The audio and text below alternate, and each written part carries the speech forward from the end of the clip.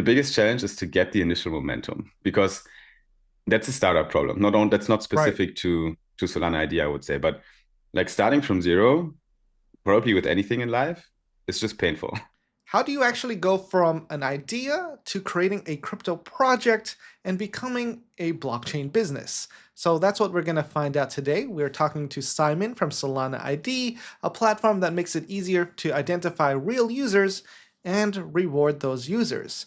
Now, I am an ambassador for their platform just because I believe in it, and they're doing a token sale. Now, I'm not trying to push you to buy anything. I just want to provide you with information that you could use if you want to. All right, with that, let's dive in. All right, Sounds hi, good. Simon. Uh, yeah, let's just start up this interview. Could you please tell us about yourself? For sure. Yeah, happy to be here, Dan. Thanks for the invite. I'm the co-founder of Solana ID. We've been building on the Solana ecosystem primarily this year now, but we've been building in the digital identity space since a while. I used to work in a venture capital fund before that. Then I decided to switch tables and go on the other side. Instead of buying companies, I'm now trying to sell companies. So I jumped into the founder seat together with my best friend, and we opened the company in 2023. And yeah, now we're fully focused on Solana ID. So, how did you choose Solana? Like, what got you into crypto? What got you to Mm. choose Solana? So when I started to use crypto products, it was Radium, I think. It was Mm-hmm. probably the first product I ever used, at least as far as my memory goes. I don't know what Mm-hmm. happened before that, but it was around 2019-ish, 2020, I think, when I started to first deploy liquidity in liquidity pools and got the APY back and understood what's happening here in DeFi. I played around a little bit with it and it caught my attention. And then I started to use other blockchains as well. I experimented a lot with Ethereum. We actually did a lot of research when we made the decision or when we've been in the decision phase where to build our identity solution. And we started on other chains. We collected a few grants from other layer ones, but we always encountered the same problem, which was, hey, I have a great idea, I have innovative technology, and I'm deploying it here, but who the fuck's using it? Because there's no one on this L1. Yeah, So yeah. like we were lacking users. We were lacking users, and like users are so scarce in crypto. Mhm. So obviously Solana was was a better choice because we do have users already now in an early adopter market on the Solana blockchain. And our product is a B2C to B product. So we need to be able to sell the identity solution to users and integrate the ID solution into dApps. So where do you have that? Right? You can count it on one hand. So there's a few L2s on Ethereum. There's a few apps still on L1 on Ethereum. There's not so much going on other layers or on other Yeah, chains right now. yeah. It's just a rotation. Like only the few really make it Hmm. in crypto, and Solana is like one of the non-EVM chains that really stands out. Yeah, and it's sticky, right? People stay Yeah, there. they So stay there. rotation They want their is money a there. great keyword. Hmm. Hmm. So that was for us kind of a good starting point when we made the decision to pivot from other layer ones to Solana. And then the last thing that came on top of that was the fact that we didn't have a lot of competition, and we still don't, on the Solana ecosystem for what we do. So it was Hmm. kind of a blue ocean for us to navigate our product. And put all that together, it was not a hard decision for us to say, okay, let's just double down on it. Let's rebrand our company from 2023 into Solana ID, and let's put ourselves out there as the flagship ID protocol for the Solana ecosystem and put a nice use case on top of it that people care about. And that's where we are today. So, can you tell me the story of why you came up with Solana ID? Like, what problems were you having and thought like this is the Mhm. solution?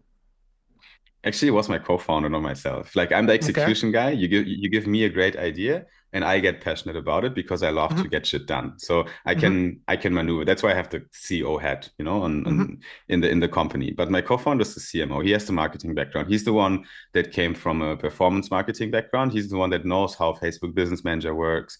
He knows how much data is actually accrued in those systems from users and what you can do with that data to influence the decisions and the consumer behavior of users. And it's so powerful. And he used that a lot, and he built campaigns for his customers during his time in his own marketing agency, and he made a lot of money for his customers. And then two things happened. One, his kind of internal motivation to build a company where he can do marketing for instead of Yeah. for his customers, right? There was one thing. So he wanted to start his own thing anyway. And then there was also this more visionary idea of building a system where the data does not only accrue value for the company that's selling advertisement space, but also for the users that's selling their attention. Because at the end of the day, apps pay money and businesses pay money to catch your attention. That's advertisement Yeah. in a nutshell. They just want eyeballs on their product. And And that's kind you of don't, what crypto is. Like it's really attention. Yeah. yeah, it's a huge attention play. Mhm. And in the ad market, we don't get money in return for our attention. We don't get money in return for our data. And it's Mhm. been for so long, it has been this kind of this great idea. When crypto started early on, it was one of the kind of key topics that people talked about. Monetize your data, own your data, decide by yourself who you want to show your data, and be in the loop of the monetization. And it sounds so great, but no one really pulled it off so far, in my opinion. And I think it will be the use case that brings crypto mass adoption. And we still need to build it after a decade of high scale in crypto. And that's what we're doing Absolutely. today. Yeah. So you're building this product. What kind of challenges have you guys been facing? The biggest challenge is to get the initial momentum because that's a startup problem. Not on that's not Right. specific to Solana ID, I would say, but like starting from zero, probably with anything in life, it's just painful. Like Absolutely. you have to create the initial momentum. And I think actually you know it as well because Mhm. like starting a social media account and building an audience and getting views on your content, like you're shipping very high quality videos. You put a lot of effort in, but then you have 10 Yeah, views. You've been there exactly. probably at, Oh at yeah. some. Yeah. But they So say you just keep doing it and you have to like actually enjoy it to like continue doing it. that's exactly it, right? And that's what we did as well. Like we were like, okay, we need to have a strategy. We need to have the right passion and enthusiasm. That's probably more in my corner because I'm very like it's very hard to beat me down. My other co-founders and like it's very human that you sometimes say, oh, it's not going so well, oh, we're broke. Maybe we should, think about doing something different. But I was always, no, we got this. We keep going.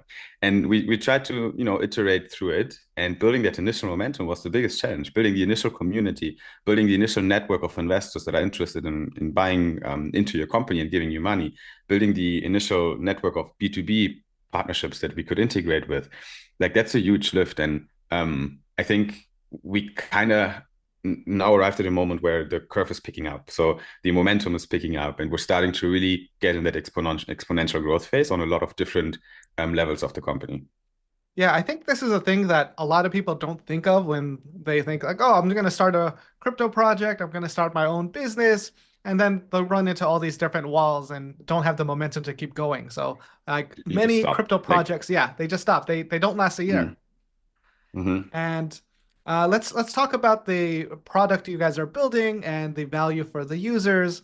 And we Mm. went over that a little bit, but like, what does that look like in practice? The best way for people to learn what we're doing was to use the priority pass, which was our POC. The site is still live, but you can't use it anymore because it was a capped campaign. Hmm. We kept it at 20,000 wallets, and we actually closed it at 19,997. So we made sure to stop it at the right moment. And it ran for like 8 weeks, and it was a lightweight version of Solana ID where you log in with your wallet. You get a solid score, which is your on-chain footprint. Basically, like what have you done on chain so far? What's your reputation look like on chain?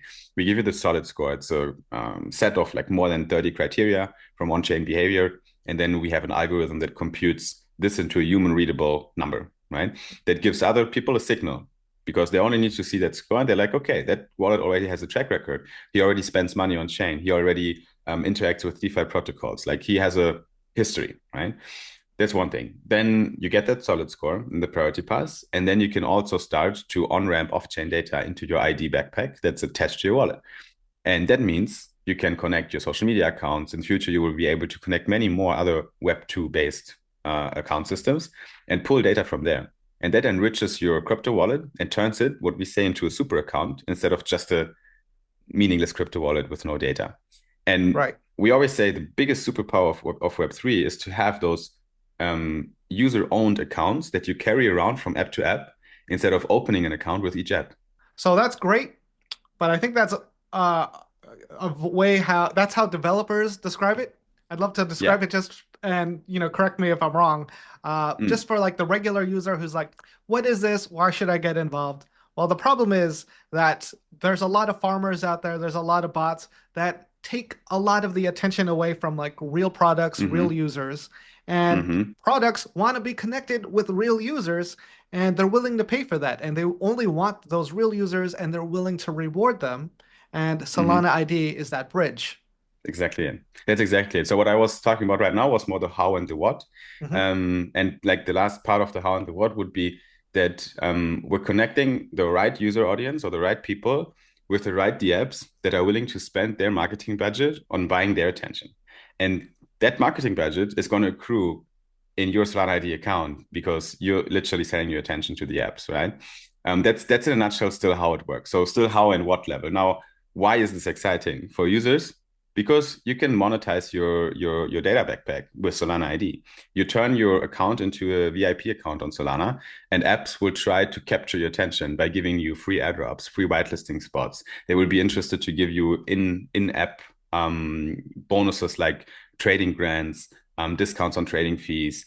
It could be that you are eligible for some early access beta versions of games. Like everything that's gated for others might now be open for you because apps are willing to spend some of their money on having you as a future user. Absolutely. So a lot of crypto projects, they need attention, so they spend money on marketing. Now, this was a bit of a controversy a few months ago with Polkadot spending millions on kind of useless stuff that didn't really Mm. gain traction for their project. They spent like $80,000 on CoinMarketCap to have like a fire icon around their Wow. logo, and it's still working in live there. I'm like, that did not bring any value. That did not bring any users. So a lot of these crypto projects with marketing budgets, they have trouble attracting real users. So Mhm. that's where the value of having something that can connect them with real users comes in. Exactly what I was referring to earlier when I talk about my co-founder. We do not have the Facebook Business Manager and the Hmm. Google AdSense and the dashboards where we can have so many data points from the people that navigate the web and then target our advertisement to them. Like we don't really have that in if we're really in the Web3 bubble. Now, if our conviction comes true and Web3 turns more and more into the next era of the internet and it becomes standard that we have decentralized applications with a wallet abstracted away maybe from the login, but as an account to log into, then we need a new system for that. And Google Hmm. and Facebook and all those guys, they are missing the train. They're not really doing deep research there in that area. So I think that's a huge opportunity for companies like us to break into a market that doesn't really exist yet with an innovative product that forges the next era of how advertising works on the internet. And it's a good thing for users because it becomes more self-sovereign. Your data is actually governed by your wallet account, stored in a decentralized setup. So you have much more control over your data, and you might not care about it. That's fine. I don't care too much about it, honestly. Hmm. I'm used to Web2. They have all my data anyway. Yeah, Um, but I think it feels good to have the option to opt out, right. at any point to say, I don't want to share data anymore. Like you cannot do that in Web2. And it just feels good. It gives me a bit of kind of mind space and less mental stress. So I think it's a nice system. And then what is exciting is the financial value that accrues on your wallet from using Solana ID. All right. Anything coming up with Solana ID that people can look forward to? Yeah, definitely. Two big things. One would be the next product launch, since we closed the priority pass campaign where people were able to sign up to. We now launched the actual beta version of the Solana ID. So it's not the POC anymore. It's not some sort of early access that you can get to Solana ID. It is the actual ID solution. So this will ship still this year, where people can sign up and claim their Solana ID and interact with the product and start to get the first perks in the ecosystem. So that's a big thing. Then I think even bigger for most of people is the option to be part of this journey by buying Solid. Solid is the ticker of our token, Sol ID. And we've been raising money since like half a year now, always with a focus on community. So we have more, like even in our private sales that we did, meaning the token was never on the launch pad, we still have more than 1,000 individuals invested in the token, which is pretty crazy. So we have for a utility token project that usually Hmm. has like 5 tier 1 VCs or 1 tier 1 and a few follow-ons. Like it's a very unusual way to raise money. And we have good reasons for doing this. And now the next stage is going to be the public sale. So we're actually putting our token on a launch pad. It's happening end of November. together with one of our partners. They're called Swissborg, the leading financial application in Europe. And they have built a permissionless launchpad on Solana. That's brand new. We're going to Oh, be the first project that launches on BlockPad. It's actually super interesting. You should check it out as well, like what's yeah, going on with Swissborg BlockPad, and you said. BlockPad. Okay. I love them. Like they have great conviction into kind of make token launches great again. Like Yeah, that's literally their slogan. yeah, They have a hashtag. It says better than sex because they don't want tokens to list on centralized exchanges. They want yeah, tokens to be on chain. They want them to not spend millions on listings. They want them to acquire a community and make the community buy into your token early at a good price instead of keeping the doors closed for insiders, right? And that's the absolutely. investment policy we're following. And the launchpad is going to come and people can get whitelisted as of now to be How able do to they get buy into the. whitelisted? So there's a page on Swissborg. Let me actually put up the link. Mhm. And on that page, you can whitelist your wallet. So it opens 1 hour before everyone else, Okay. and that helps people to make sure that they actually get an allocation of the token because we did a pre-sale as part of the private round and we sold out in Mhm. 2 hours. So I think now it might be even quicker. So it's on blockpad.com. You can find it there. And if you want to go straight to our site, it's blockpad.com/launch pools, launch minus pools /Solana ID, Solana minus ID. So I can put that link, send it to you as well if you want to link it somewhere. Mhm. But that's where people can get whitelisted. You need to be eligible for the whitelist. Right now, there are two ways to do this. Either you own the priority pass, so I'm pretty sure you have it Okay. then. Yeah, got two. Then you can be whitelisted. There might be right now still a UI bug. It will show that you're eligible after you committed money to the sale. You commit Mhm. interest basically. Or people can also interact with our drip campaign. Do you know drip on Solana? I've heard of it, but I haven't used it. It's a really cool product. It helps apps and brands like us to put out collectibles and share that with our audience. Oh, okay. And we have a great artist that's doing great artworks for us. And we put out a campaign on Drip where Mhm. people can claim a collectible from our artist as a free NFT drop. And if you own that collectible, you're also eligible for the pre-sale. So people can head over to drip.house, HAUS. And right now, this week, the week of the 5th of November, or now it's the 6th of November, you will see our Solana ID collectible right at the landing page in the spotlight section on Drip. What can you Mm. share from being a founder, from your experiences? What would you give yourself if you just started today? Yeah, so it's funny because look, I studied finance and management and business in a very traditional German university. I've just been there yesterday again because I'm in my hometown right now in Frankfurt, Mhm. and it's a university where you usually go into consulting, into investment banking. Usually, you work in a very very corporate setting, and I look at the people there now that I'm back to university for some business I have there, and I'm very happy that I didn't choose that path, honestly, because Mhm. those people they literally work until 3 a.m. in the night in IB in an analyst position where you make like 80K a year, which is okay. It's a good salary, but not Mhm. on hourly basis. And you make other people rich all the time, and you don't have a long-term vision. You're not building something for yourself, really. So I always wanted to have that kind of that thing for myself that I can build, where I feel like, hey, if I put work in right now, and even if I'm not incentivized this year, there will be incentives in the future for me to put it to do it right now.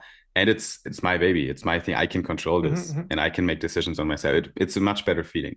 So I think I just encourage everyone to consider the entrepreneurial path because it is a job. Like you can be an entrepreneur. It is a profession. It is a weird profession because it's definitely a very fluent lifestyle, Yeah, and you it's a have to lot of be very hours. It's a lot flexible. more hours than people expect. Yeah. It is. You're basically working all the time, right? Mhm. Like the other day, my one of my friends asked me, like, "Yeah, well, how does a work day look for you? Like, how many hours do you work?" I couldn't answer it. Like, I have Yeah. no idea. I'm always on my laptop or on Yeah. my phone, right? So, you have to be sure, like, if you're open for that, sure, but it doesn't really hurt. It doesn't feel bad because we enjoy what we're doing, right? And especially if you see the first successes, it really motivates you. So I would say being an entrepreneur is a very rewarding thing. It doesn't need to be in crypto. It doesn't need to be on Solana. Obviously, I have the conviction that this is an industry with a lot of future potential. And I Mhm. also have the conviction that Solana is a really good place to be an entrepreneur on because the community is really, really supportive. Absolutely. Well, thank you for sharing your time, your experiences, and the upcoming Solid launch. Well, that 100%. was that was a great time, and yeah, until next time. Cool. Thanks, Dan. And that was my chat with Simon. I hope you got some value out of that. If you want to learn more about their public sale, I'm going to leave links in the description. And if you found any of this content helpful, you know what to do. And with that, I hope you got your full value for today.